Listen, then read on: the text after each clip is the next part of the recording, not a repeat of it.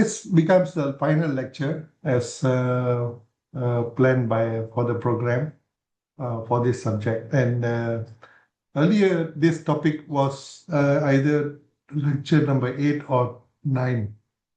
This time, Prof. Wong and I decided that we would like to have public policy making as the last sort of like after going through so many different angles, aspects that in the subject. Let's look at especially the last few slides ago, and that we talked about Habermas and the systems theory, as well as that places the importance of input from various stakeholders, community, civil society, and various other players, and in the formulation of policies, and then it goes into implementation, and it goes through a cycle of reviewing and obtaining feedbacks, and that goes back into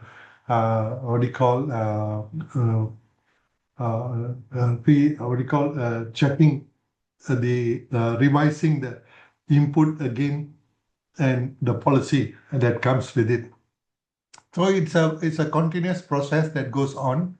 So I would like to go into, let's look at definition of public policy. For example, what governments do, why they do it, and what difference does it make? This is one of the definition. Another public policy is a projected program of goals. This is a better one here. A projected program of goals, values, and practices. Well, that sounds better, right? And because goals, everything, public policy is all about attaining certain goals, and through by means of certain actions, activities, and implementation. And the third one is a purposive course of action. Course of action.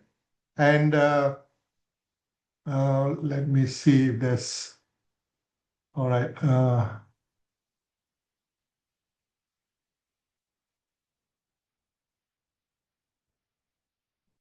Okay, Aisha says to buy coffee. Okay, we'll talk about that later. Okay, we have time. No such thing, yeah? Anyway, let me go on. Why is it that I cannot? Okay, all right. Now, if you look at, go back to this a bit. So we have this, everything is purposive towards certain intended action, and by an actor. Actor here is not the actor, actress, and kind of stuff. Actor is somebody that does the job. In this case, usually is by the government or a set of actors in dealing with a problem or matter of concern. Now, as we go down here, this appeared to be a better approach in defining what is public policy. But what's common with all three is all the three words. I'm sorry about this. Didn't have the time. I think when I presented over here, it ran, the font size changed. Anyway, what's common from all three is all about processes. Is who is doing it is the player, all right, which is the actor, and we are always talking about decisions. And from this, what do you get out of this is the whole idea is to remedy one or more public problems. Now, it's important that we go through this quite quickly, that originally we can call it policy making cycle or policy making stages, all right? And you start with agenda. Once an issue is identified, there are people who are requiring attention. Certain actions is to be taken. For example, eradication of poverty. Suddenly, so many people are faced with joblessness kind of stuff. So governments have to step in quickly to come up with actions. They quickly can invite various experts in the area, have quick discussions, and make decisions. So this becomes agenda setting. From there, they formulate what needs to be done, and then they adopt certain decisions, due to bureaucracy, because not everybody can make decisions.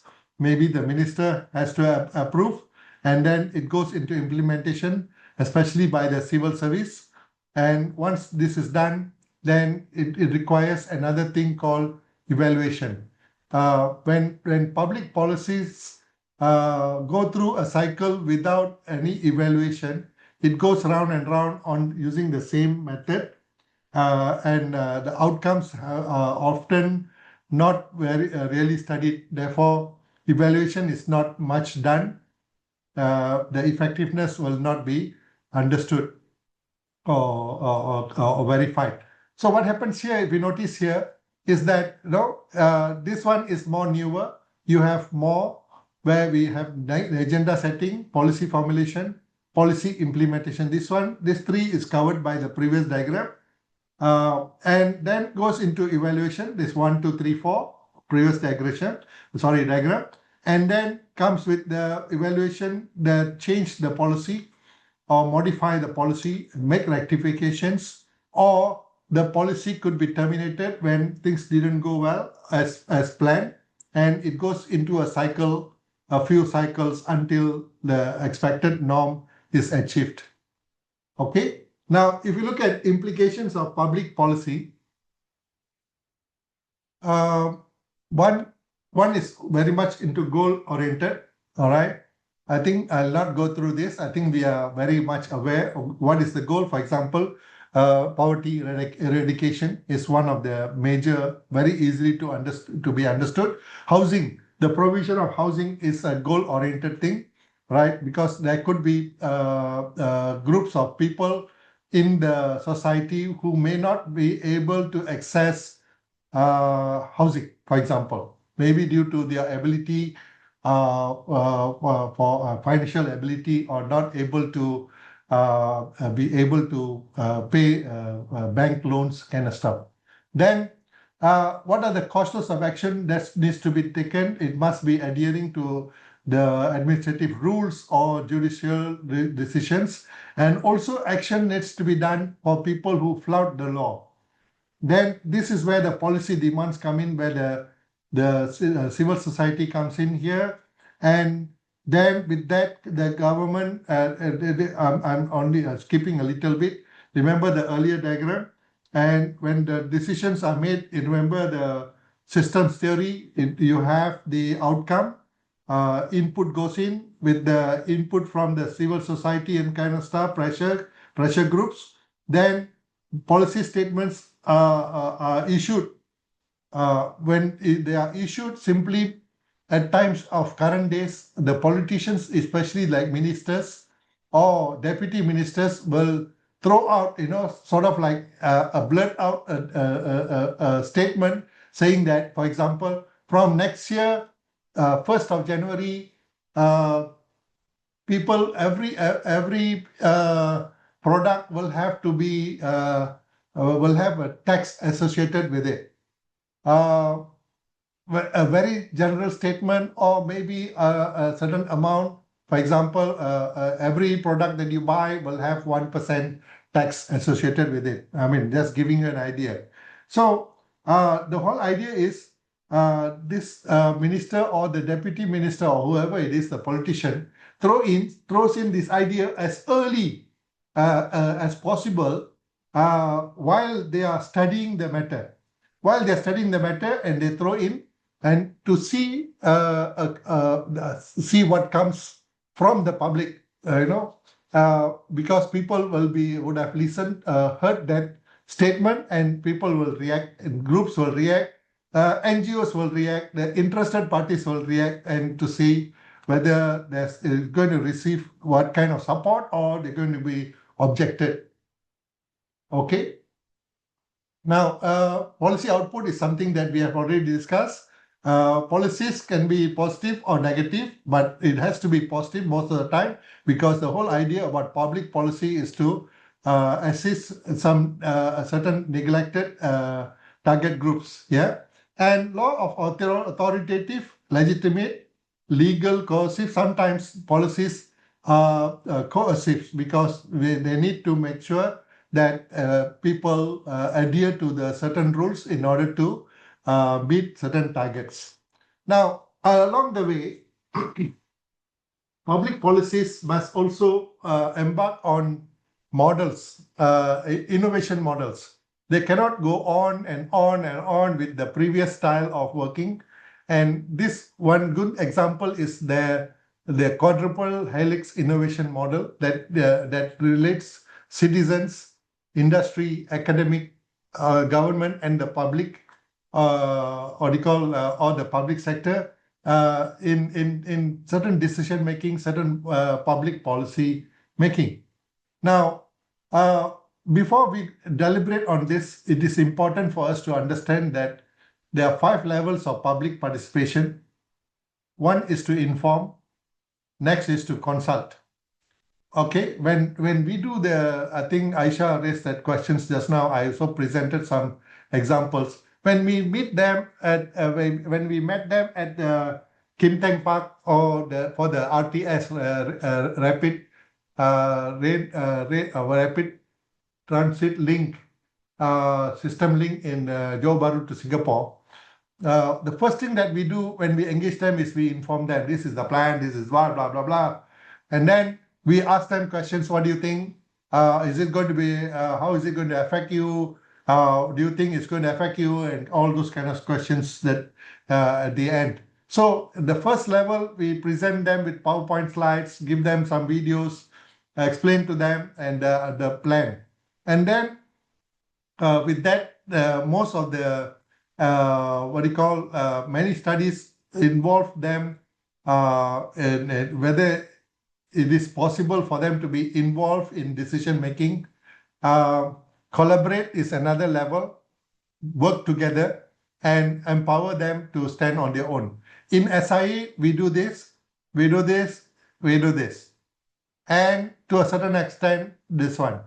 Involve them means that one of the outcome of any social impact assessment is that we ensure that the project proponent establishes a joint committee with the stakeholders, representatives of the society, of the people nearby that has been identified, village heads, community heads. They'll be invited in periodical discussions every 2 months, every 1 month, or something like that, or 3 months, as agreed upon. So they get involved. While during the let's say at this point is the planning stage. This one is where during the implementation stage of the project, and hardly we take into this because here it allows the communities to be empowered themselves to get things done. So we don't do this much on empowerment. Yeah. So this is just to inform you on levels of public participation. Yes, Aisha? Prof, just a quick question. So let's say based on what you shared just now, just the previous slide, so what would be the percentage of consensus when you do your consultation, right? What is the percentage of consensus, and then you consider as, okay, the community is acceptable, we are moving on? Because we see like in the case of Kampung Baru, right? There was like a small percentage that did not agree to the, to the bigger consultation parameters, correct? So just in your expert opinion, what is that percentage for you to move on and then bring in the laws? Okay, a quick answer to that. All right. There has to be a minimum 50% approval. All right. But I'm not referring to Kampung Baru. All right. Now, general acceptance is, general accepted view is minimum 50% approved, 50% object. Therefore, it is the higher the better, meaning normally if any studies that show that about 80% or more support the proposed project, that's good enough already. But Prof, It doesn't end there. The whole idea is about mitigating. Mitigating here refers to Now, how do we address the people who have not supported? There has to Okay. be mechanisms. What mechanisms can be put in place?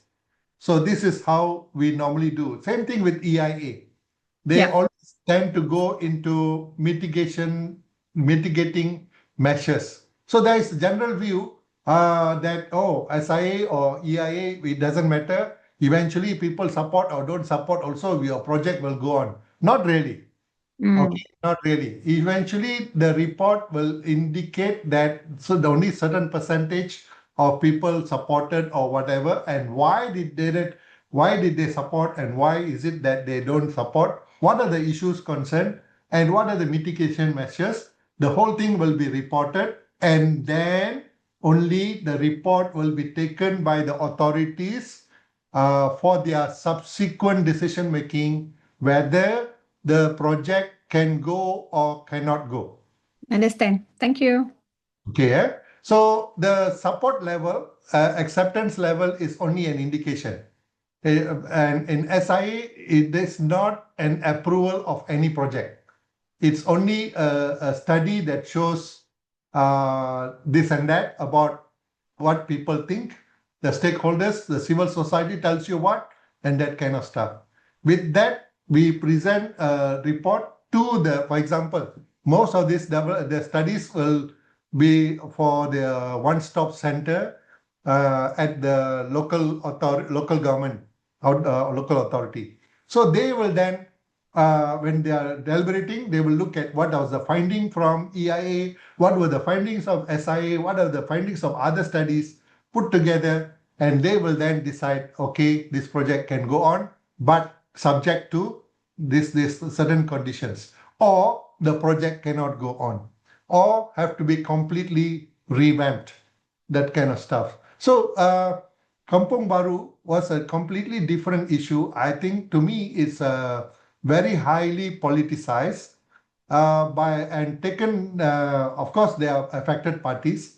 Uh, I don't want to go in deeper into that, but only the people. There are many people who have accepted the offer to move out, the compensation package and all that. The protest only came from people who said, "No, I'm not agreeable. I don't want to go."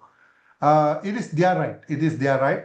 But again, I wish that before all this took place, we are already talking about people who have already been paid and get out, for example, and people who stayed on. And when we do SIA,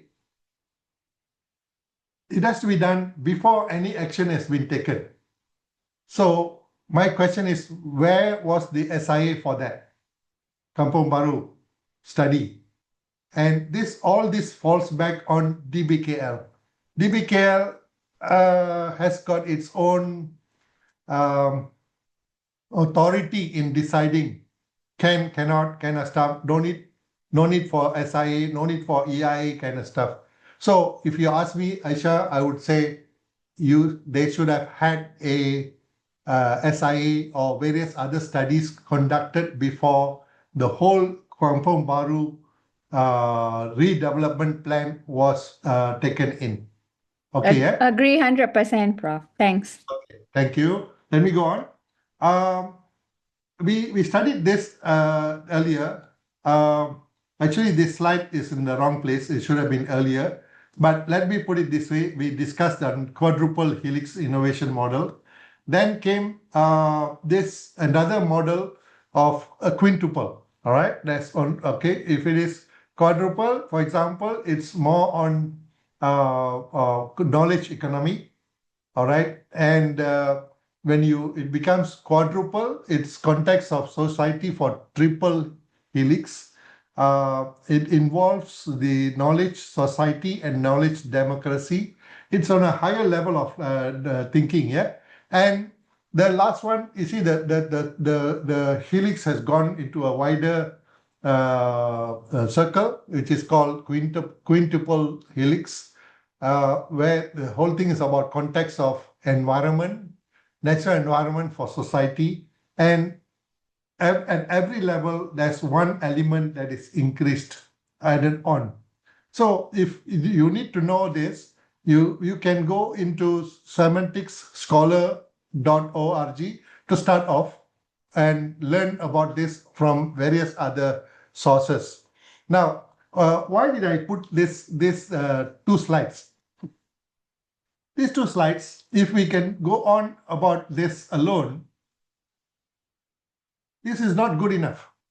All right. If we look at policy making cycle or stages, there's no place here that talks about innovation. So there is an importance about introducing innovation in our policy making, especially policies that goes in circles, continues to improve every time, and under every time you improve, you add on this element of innovation. Can we do it in a different way? Can we do it a different method kind of stuff? Yeah. So that's what the intention of this. Please go through this because this model of innovation is very likely going to be one of the assignment questions, one of the options, yeah, but for you to consider. So now, before we go to the end, uh, let's look at weaknesses in public policy. I picked it up from one of the published material before. Quickly, no particular formula or examples to follow or to learn from. Especially this, for example, the pandemic is for the government to accept what WHO has ordered or indicated or informed the government without any particular study. Can it be done? Like vaccination, lockdown is going to affect the whole world, whole country, economy is affected, people are affected. So policies have to be done. So when there's nothing to fall back, we are in trouble. All right, no test being conducted, same case. Some policies may produce adverse effects to certain groups. Your targeted policy is on targeting group A, but it may not be so conducive for target another group B, for example. And certain pressure groups may exert excessive pressure on politicians to the extent the policy was done in a hurried manner that only favors the pressure groups more. And if that kind of situations, it may not be, it can be deemed as a weakness. Lack of engagement with stakeholders on drafting the policy. Of course, this is an ideal case if we can engage with them. If you have a lack of this, it will become a weakness. Engaging with the communities is important as it would allow feedback on how individuals weigh the benefits and disadvantages of the policy being drafted.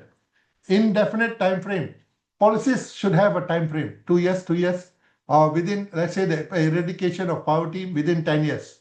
Can be seen as too long, but I think poverty is not easy to be overcome. So 10 years. Or what about the vision? For example, Malaysia had Vision 2020. That was a 15-year or 20-year policy that was introduced by Mahathir then. But for many other aspects, the policies should be for short-term implementation and for them to continue revising and improving over time. Then there are also rigid policies. For example, it has to be done. It was introduced by the government, but suddenly the government is affected by sudden recession in the economy. So it would be a constraint for the governments to continue with the same policy. At that point of time, maybe the governments will be unable to adjust. And certain policies may affect one group, of course, and it adverse effects on another. For example, I would like to explain here on industrialization. Many groups may press on the government or even governments can support the idea that for a better developed nation, one have to go into industrialization, more factories, more industries to be opened up.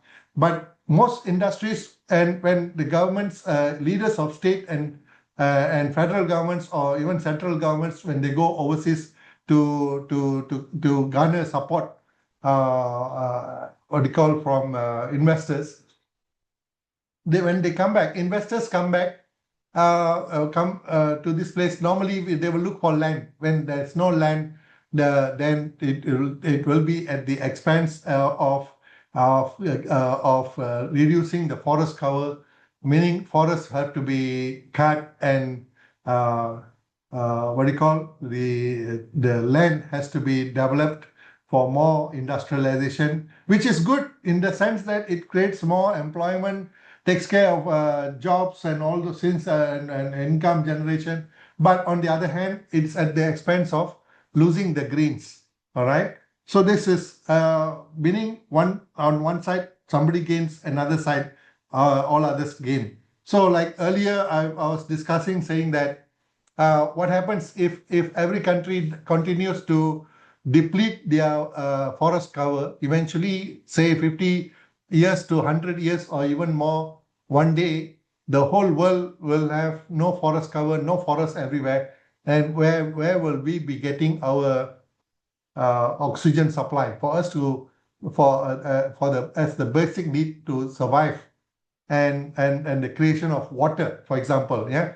And during that point of time, I think even before that, now like what we are facing now, what do you call, um, rising, what do you call, climate, yeah, climate issues that we have now. So all countries are coming together. So when this kind of things face the whole world, then there will be more concerted efforts towards working together to make sure that problem is resolved. And when I was working with some projects called Central Forest Pine in the peninsula, as one of the consultants. I was just one of the about 30 consultants or so, different aspects.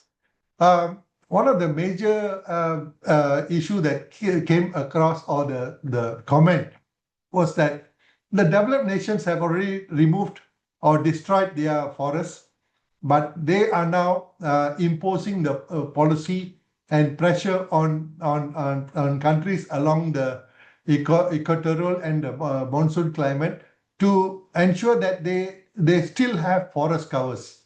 And this was seen as something that was not very pleasing.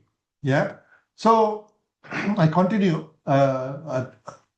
Then the ability to implement policy and also red tape, these two are related to, you can the policies can be created by politicians, ministers, or by the parliament, for example, but it has to be implemented by whom? It has to be implemented by the civil service. Now, if the civil service is not able to carry out, then there's going to be a weakness. And also, civil servants are often heard of saying there are too much of things on my table already, and more and newer things are coming.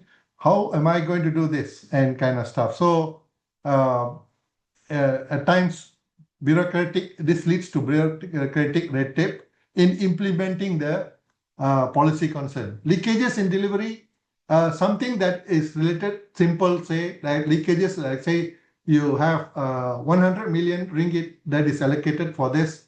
It is to be distributed in different mechanisms to eradicate poverty or to help out people who are in difficulties.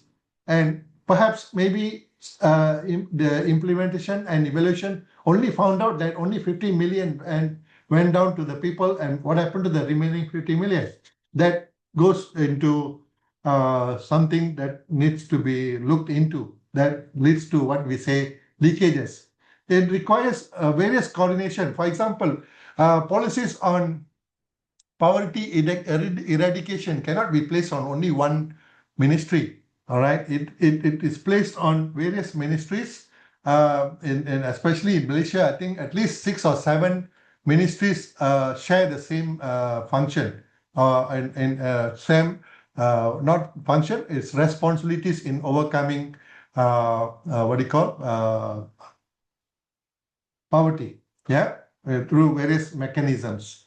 Overlapping responsibilities. Some unintentionally, sometimes there are more than one ministries doing the same thing. All right. So sometimes it's difficult to carry out this thing. But when I talked about the required coordination between ministries, that is where we accept the fact that one ministry cannot manage it. It has to be efforts of various ministries. Whereas the overlapping responsibility is sometimes two, three ministries happen to do the same thing. So it has to be contained in this kind of stuff. Yeah. Trust in government, when there's so much of corruption, people do not believe in public policies that the public policy will bring them any benefit.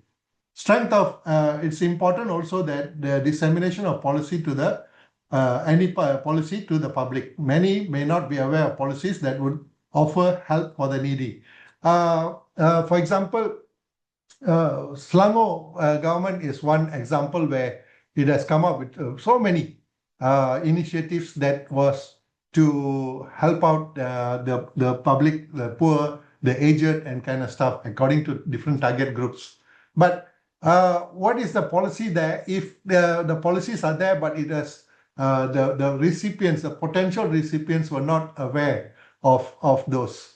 One example that I've put it in the recording of the slides is that I've heard that state government offers 1,000 ringgit for students who have been accepted to go into universities, as long as they reside they are originally residing in the state of Selangor. But how many of them heard about this? This is a question mark, yeah? So that they can apply. On the other hand, let's look at the success stories. Yeah. Ensure that wider communities are aware of the policy. Implementation of policy must involve the government machinery. There's no point the government comes out with a policy that offers certain cash to certain group activities and then they are not involved. It's just money given in terms of grants and it's left to the communities themselves to run. You will find that as long as there's no monitoring or and the outcome from the money given, this will fall out to become a failure. Government must be able to implement, including from the legal point of view and supported by enforcement of the law for wrongdoing, anything, and clear objectives and rationale of the policy. And most important is media coverage. Media coverage is where dissemination of information comes in. Policies that are created but it does not go down to the people will become quite useless. And I would like to end our discussion today by taking housing policy as a showcase. One of my areas, the areas of my interest as an academician before was into housing. I published a few as chapters and kind of stuff. Now, I picked up some from there and to share with you. Now, one thing is Malaysia already has got housing policy. It only came as a small statement that says, for example, everybody must have access to housing. That's it. So it's a policy from the beginning years, and eventually this has become much more meaty in the sense that it can be implemented. Housing must be for all, but often the low income and the middle income people are left out by the market forces. What do I mean by market forces? Housing is normally provided by the private sector, and when it's private sector developers, they are very much into the profit making. If it's not profit for business, and they are not going to do it. So the low income people have got constraints from their income they generate, they receive, and therefore they also fall into this thing called affordability and financing constraints with not much of money from their low income they have earned. They cannot secure any bank loans as long as they cannot show that they have been keeping some, they have been saving. Now, housing here to attain to obtain what do you call a housing loan from any commercial banks, you must show that you are able to save about 30% of your income uh, so that they can use this 30% of their income, monthly income, for the purpose of repaying the loans. Now, the last bullet there, list 3 already indicates that housing is a provision under the concurrent list, which means that the federal government can provide, the state government can provide, and because local governments are also under the state governments, they have been instructed for the case like in Selangor, some of the local governments like Petaling Jaya, Subang Jaya, Klang, they have built council homes under the instruction of the state governments because the public required them, especially those of the lower income categories. Now, when a person requires a house, of course, if you have enough finance, you can just go and pick which house you want to buy and kind of stuff. So let's not talk about that. But when it comes to needs based, under demand, especially from the poor or the lower income people, they can apply to the Ministry of Housing and local government, and also to the state governments, as because state governments have already set up their Lembaga Perumahan. In this case, is the Board of Housing and Real Estates like in Selangor, or Board of Housing like in Malacca, and various states accordingly. Some states, most local councils do not offer housing because their finance is constrained. One. Number two, whether it's a federal or state development plan, or sorry, housing plan, the developers have to, state government or federal government have to appoint developers to carry out the implementation of the plan, and then it has to be documented and approved at the local government level. Approval of housing plan or business plan, or mixed development plan, all has to be brought to the local councils. And at the same time, how can local councils themselves behave like a developer? That's where the issue I've indicated up there. Local governments, council homes, like in DBKL, being a federal agent, Ministry of Finance has instructed DBKL many years ago to build houses for the poor, for the different categories of people, mostly to be sold or to be on a rental basis. But what the issue is all about, DBKL has to use its own employees, it has to pay salaries, etc., to manage this, the construction and to manage housing provision in Kuala Lumpur. And whatever needs on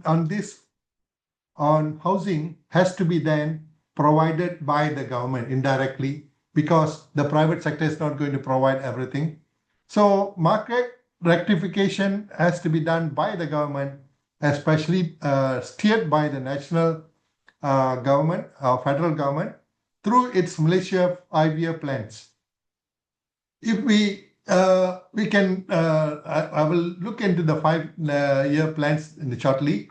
The table above already indicates that some examples of how there's inflation in price of houses. These are all high value properties. What about those for the lower income categories? Normally, there's a cap of low cost houses purchased because they are highly subsidized by the government.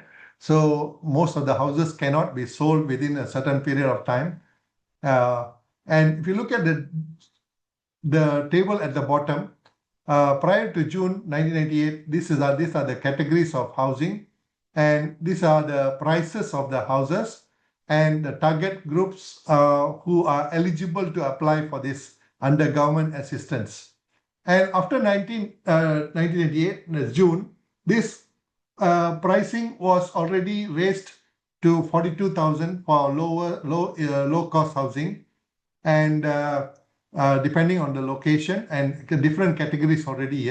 Because previously the price used to be about 25,000, it raised to 42,000 because the developers were all confronting, saying the government saying that price of things have gone up. We cannot be building low cost houses at 25,000, which happen to be too low, and they end up having producing things, building low cost houses at lower qualities.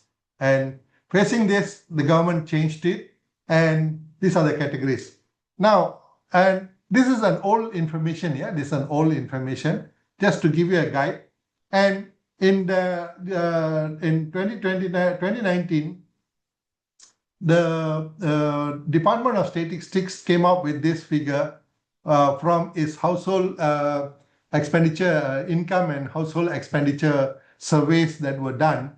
The government accepted the new categories. For example, B1, B2, B3. This is the bottom 10, bottom 20, bottom 30, bottom 40. It's a percentile. Based on this, they identified that anything below 2.5, 2,500 is by categorized as bottom 10 and so on. So B40s are those who are earning.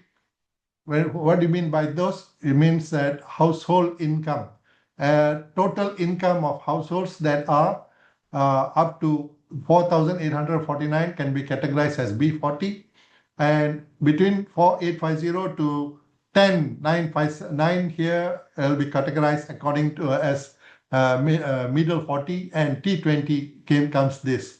Obviously, along the way, there was recent, I think last year they were talking about something in between, because the rise here is about too much. They were talking about top 15% for certain policies. I'm going to continue. This is just an example of saying how public policies have to be done in a short term, very fast, quick ones. During the Asian financial crisis, when economy took a downturn, all sectors were affected, including housing sector, and developers abandoned housing projects. Some absconded with whatever has been paid as deposits by the people, and the people who have paid deposits, they have already taken loans from financial institutions, and the financial institutions took backstage when people couldn't pay, and there was non-performing loans. Many people ended up as bankrupt, and institutions, organizations fell into bankruptcy as well, and therefore there was a need for government to bail out, including government-assisted organizations. And this therefore, the government created this Syarikat Perumahan Negara Malaysia Berhad, for example. It's more than 20 years ago, but it's a good illustration of how public policy came in to help. And government also established the Dana Harta in 1998 to manage non-performing loans, to help out and to bail out, wherever it's possible. And whereby from 1998 to 1999, there were almost 94,000 units of housing that were listed as overhang. Couldn't be sold because people were also facing difficulty during the recession. So the government introduced home ownership campaigns, and which offered the following. For example, minimum 5% discount where if the house is below 100,000.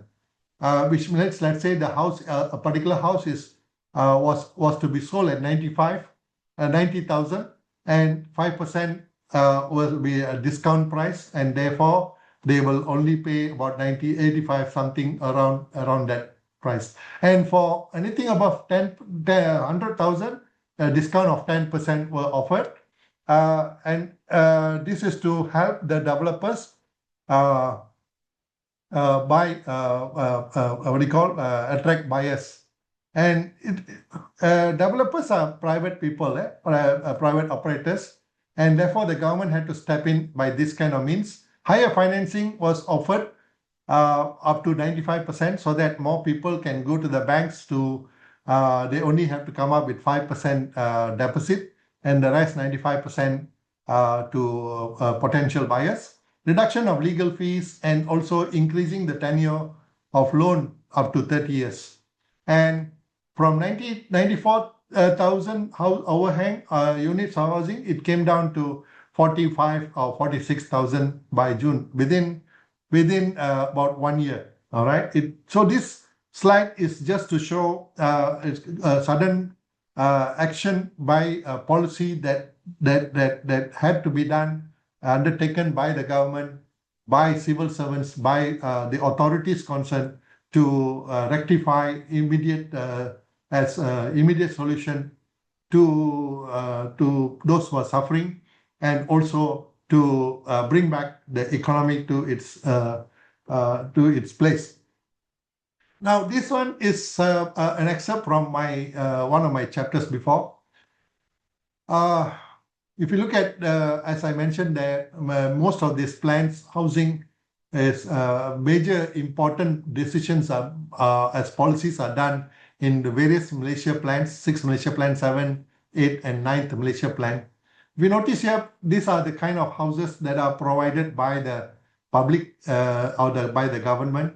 But for the private sector, most of them they will go into very much into this category where it's high cost housing, where that's where the money is for them as a business model. Whereas their number of their provision of low cost housing is, although not so many here, but you see over time, it is under the pressure given by the government that if you want to develop your land, certain proportion of the land has to be allocated for low cost housing and the provision of low cost housing. Over time, the targeted, for example, 30% will be of housing will be by government and 70% by the private sector. And by the end of by 9 Malaysia Plan, this proportion stood at 80% by private sector and 20% about that by the public sector. Again, look at what is the target kind of houses: hardcore poverty housing, and low cost housing. Of course, these are government's quarters, and SCDC is State Economic Development Corporation housing projects, land settlement schemes, etc.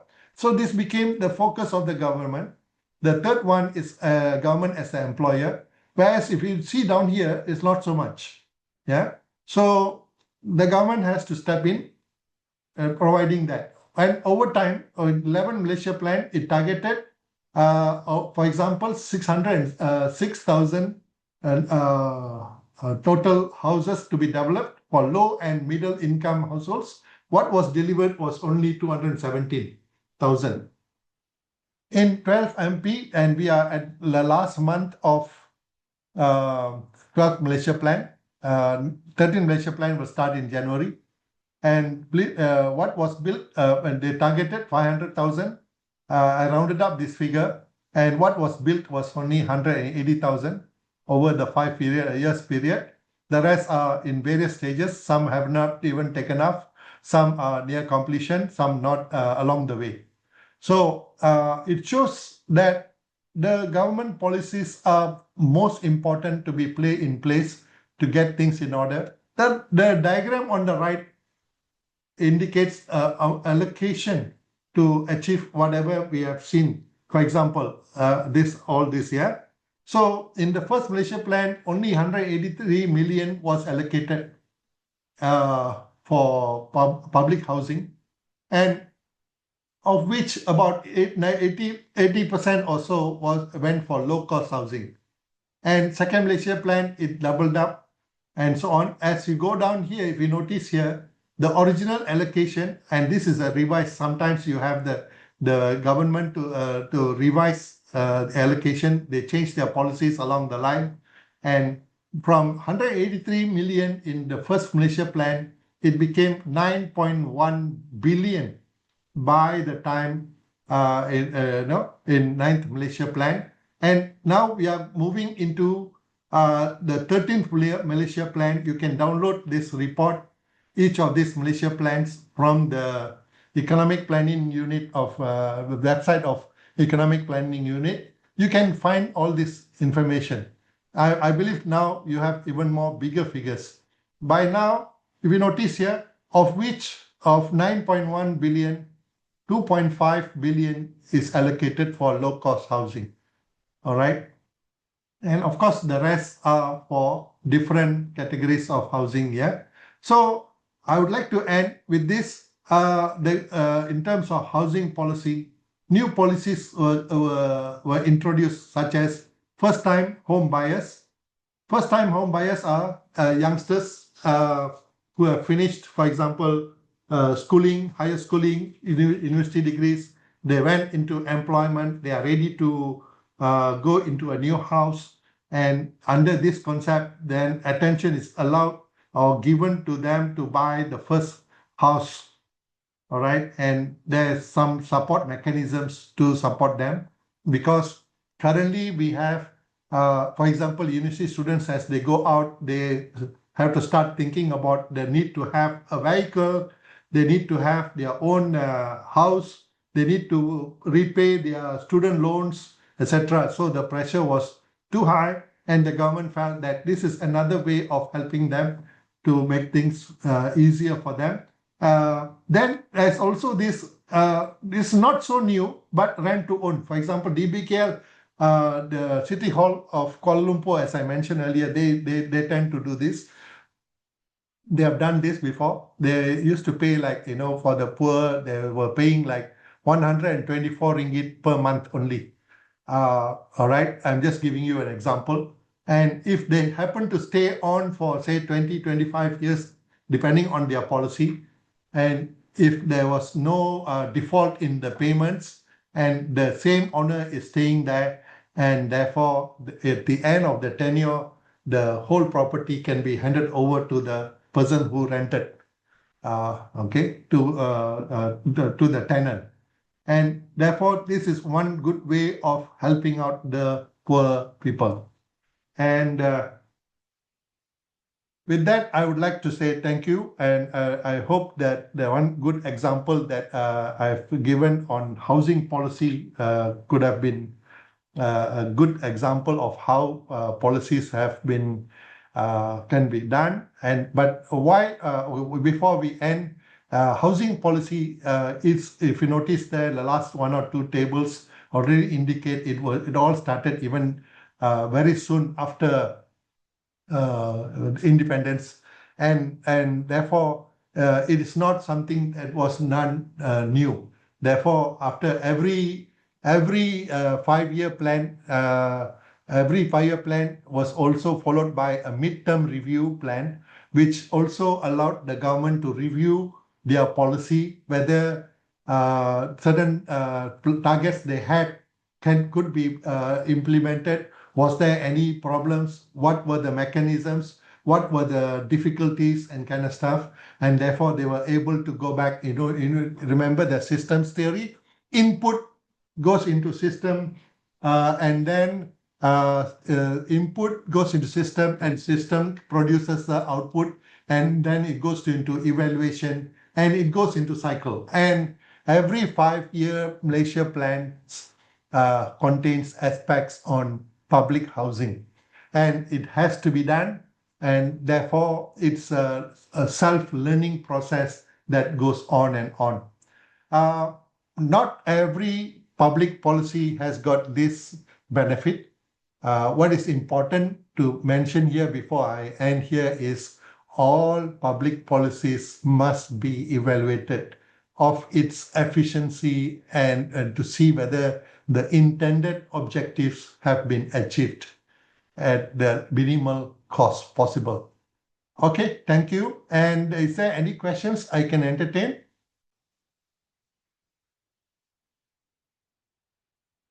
Let's see if there's anything in the... Okay, let me see. Oops, sorry. I need to look at chat box. Hang on, yeah. Chat.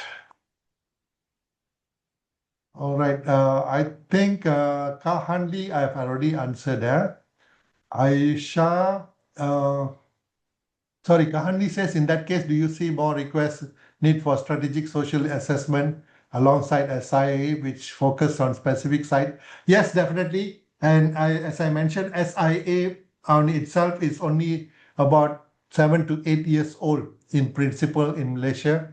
And there are many countries all around the world, they don't even understand what is SIA. There are countries that have moved forward in SIA. There are and many countries they are learning, and including in Malaysia. And even ESG is another area that suddenly has cropped up, and those practitioners of SIA are also looking at integrating that, or SIA being part of ESG or ESG part of the other way around. Okay, Aisha says, Dr. Kupu, did you, or son, we have already addressed, forgot about the coffee, but you can always communicate with me. Uh, you can text me, and if there's any need for further discussion, we can always set up another discussion, or either online or even by WhatsApp. Yeah. All Thanks, right? Prof. Prof, I have a question. Yes, please. What's the difference between strategic social assessment and SIA? I would like to I'll get Kahadli to answer this. Okay. Um, Is Hi, it Kahad? Yes. yes, Hi, Dr. and Aisha. Hi. So, because I've been working with UNDP for quite a few years, and then the recent changes that I can see evolve around the requirement is that when we have projects like big projects for few years, now the requirements for the country is, especially if the projects is substantial or high risk, then there is a requirement to look into a strategic environment and social assessment, as well as environmental and social impact assessment. So strategic social assessment is looking at high level where there are new policies or program or even larger landscapes level, where else the social impact assessment is looking at very site specific, where you have site, then you go down into the site and you do another SIA.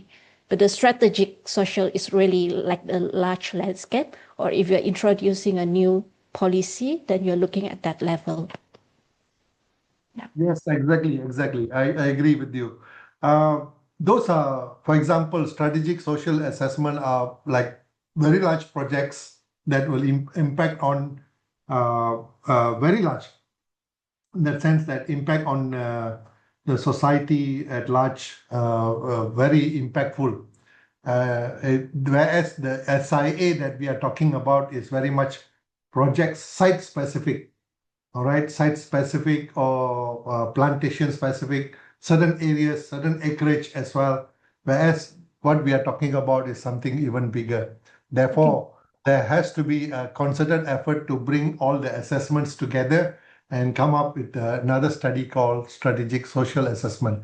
I am not so aware, Lee, on whether there's such things being implemented in Malaysia or any other countries yet. I guess, Yeah, so yeah.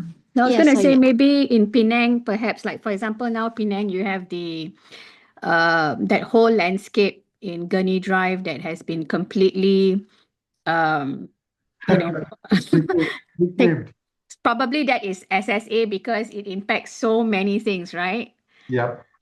Versus development that you're just going to build some condo in a urban area. So I guess SSA maybe it has multiple impact to fishing industry, to people's cultural heritage, and etc. I'm just trying to understand that, right?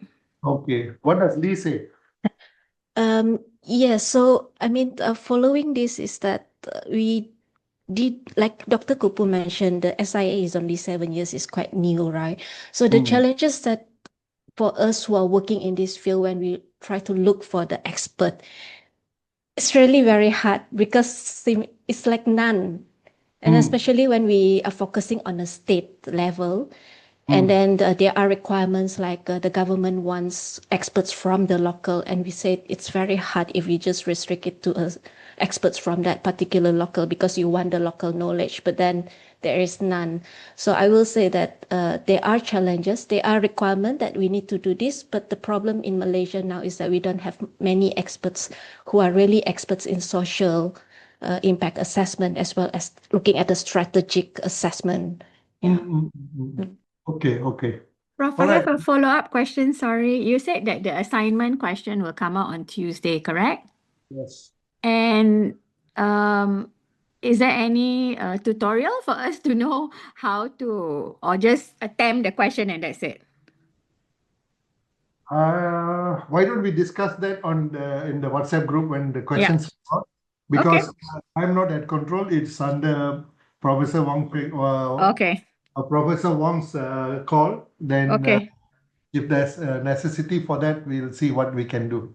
Okay. Maybe when you are there, you inform Prof lah.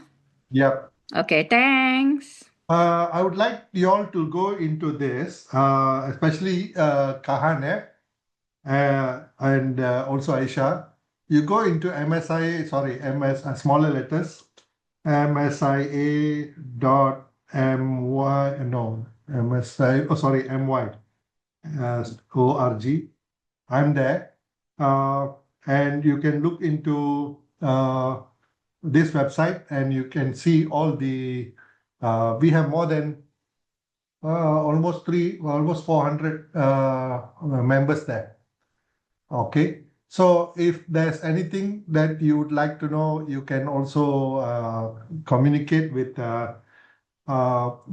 like this. Let me say, if you want to communicate with anybody you are looking for, like say Kahan says like that, you can always do this. You send it out to this email, and this group, this email will get the attention of the MSI Executive Committee, who will then possibly look out for people who might be able to help identifying who can assist or who can what do you call work for certain projects like that.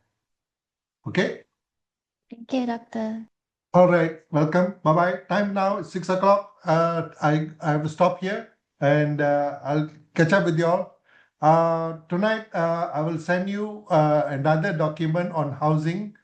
Also, Aisha, I will send you the PPSIA, the guideline on SIA, and all for all of you to share. That the other document is on housing, where it came as housing policy by the Ministry of Housing and Local Government Malaysia. Okay, with that, I'd like to end the class today. Thank you. Bye bye. Thank you. Thank you. Bye Thank bye. you, Prof. All right, welcome. Bye bye.